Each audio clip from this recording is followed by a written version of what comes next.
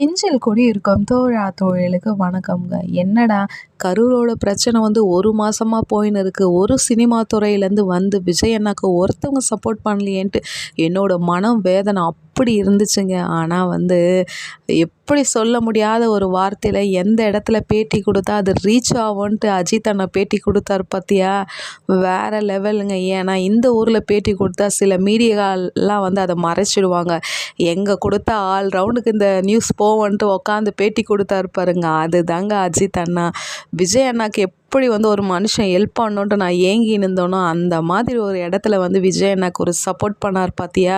அவர் ஒன்றும் குழந்தை இல்லைங்க, அவருக்கு ஒருத்தவங்க சொல்லி கொடுக்கணுன்ட்டு நடக்கிற ஒவ்வொரு பிரச்சனையும் வந்து பார்க்குறாரு. இந்த மாதிரி டைமில் நம்ம விஜய்க்கு சப்போர்ட் பண்ணியே ஆகணுன்ட்டு வச்சு பேசினார் பார்த்தியாங்க. மாசுனா மாசு, திரும்ப பார்க்குற மாதிரி வச்சுருக்கிறாருங்க. எங்கே விழுந்தனோ அதே இடத்துல ஏஞ்சி நின்னன்னு சொன்னன்ற மாதிரி விஜய் அண்ணாக்கு வந்து அஜித் அண்ணா சப்போர்ட் பண்ணார் பார்த்தியா. இதை விட ஒரு நட்பை வந்து யாருமே எப்படி பாராட்டுவாங்கன்னே தெரியாதுங்க. விஜய் அண்ணா எவ்வளோ சந்தோஷப்பட்டு இருப்பாரோ அந்த இடத்துல நான் நின்று ரொம்ப ப்ரௌடாக ஃபீல் பண்ணேன். அஜித் அண்ணாக்கு ரொம்ப தேங்க்யூ.